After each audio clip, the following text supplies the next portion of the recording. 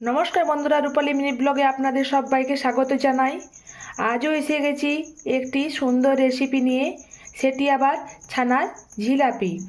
আপনারা সবাই জানেন যে ছানার জিলাপি খুব ভালো লাগে খেতে। আমি আজ সেটাই বানাবো। আর আমার এক বন্ধু বলেছে যে কীভাবে ভাজা মিষ্টি বানাতে হয় একবার বানিয়ে দেখান। আমি আজ ছানার জিলাপি বানিয়ে আপনাদেরকে দেখাবো। এর জন্য কী কী উপকরণ নিয়েছি দেখে নিন। ছানার জিলাপি তৈরি করার জন্য কী কী উপকরণ নিয়েছি দেখে নিন। এই যে ছানা, খাবার সোডা, এলাচ, সুজি, চিনি, গাওয়া ঘি, ভাজার জন্য তেল আর জল। এবার এই ছানাটাকে ভালোভাবে মেখে নেব। চলুন। প্রথমে নিলাম ছানা। এটা সকালবেলায় ফাটিয়ে নিয়েছি। এটাতে দেখুন শুকনো জল নেই। এটা ভালোভাবে প্রথমে মিহি করে হাত দিয়ে মেখে নিই।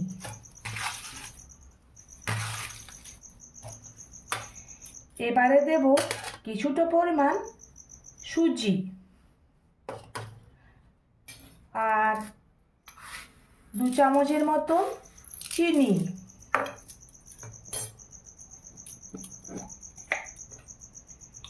এক চামচ গাওয়া ঘি।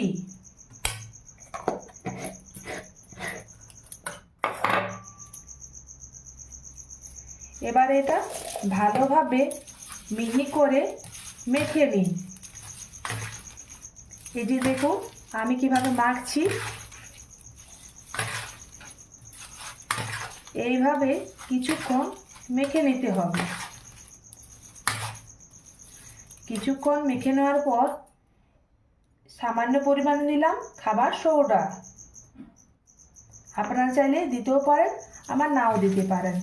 এইভাবে কিছুক্ষণ ধরে মেখে নেব।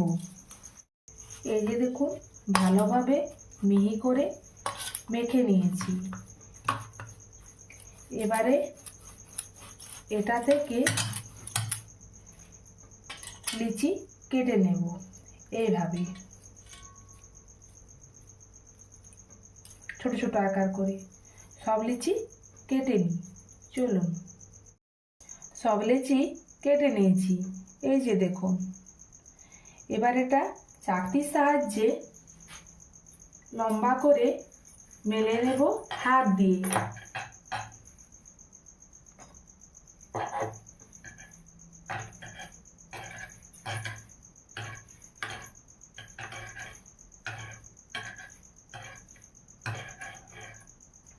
এবার এটা এই ধার দিয়ে থেকে মুড়ে নিলাম, আবার মুড়ে নিলাম, আবার লাস্টের দিকটা মুড়ে নিলাম। এই যে দেখুন ভালোভাবে মুড়ে নিয়েছি। মানে একটা মিষ্টি তৈরি হয়ে গেছে। এইভাবে বাকি মিষ্টিগুলো বানিয়ে নেব একই পদ্ধতিতে। আবার একটা করে দেখাচ্ছি দেখুন।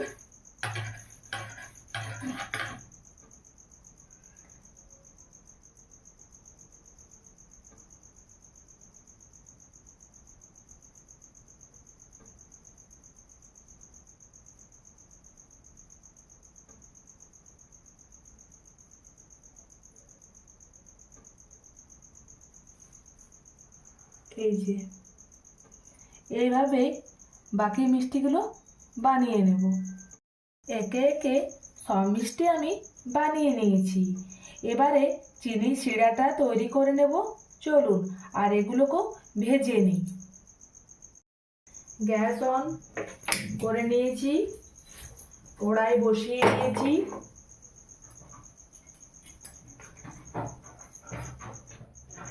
কড়াইয়ের মধ্যে 1 বাটি দেব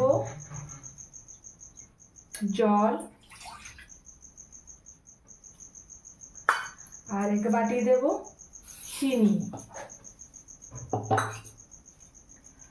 আর এতে দেব গোটা এলাচ। ততক্ষণে চিনির শিরাটা তৈরি হয়ে যাক। আবার এপাশের গ্যাসটাও জ্বালিয়ে দিয়েছি, কড়াই বসিয়ে দিয়েছি। এবারে কিছুটা পরিমাণে দিয়ে দেব সাদা তেল। ততক্ষণে গরম হয়ে যাক। তেল গরম হয়ে গেছে, এবারে একে একে সব ভেজে দেব।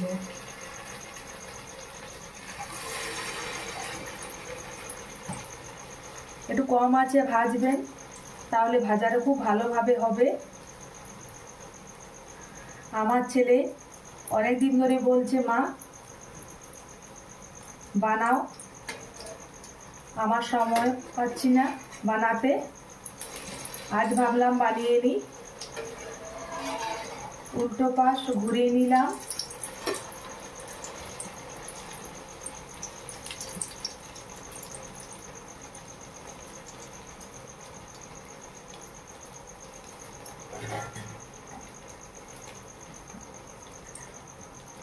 আর এদিকে চিনির শিরাটা পুরোভাবে তৈরি হয়ে গেছে।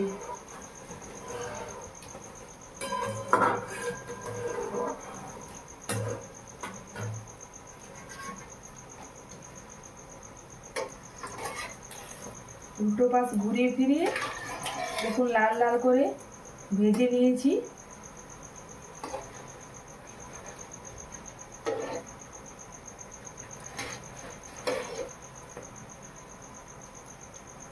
এবার কড়াই থেকে উঠিয়ে নেব।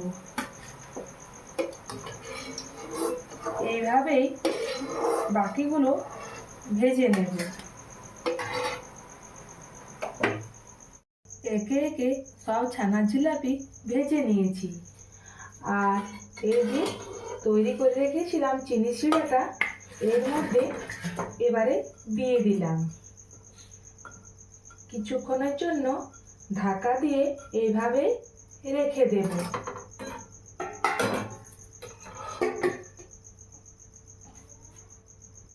আমি তো পুরোপুরিভাবে ছানার জিলাপি তৈরি করে নিয়েছি।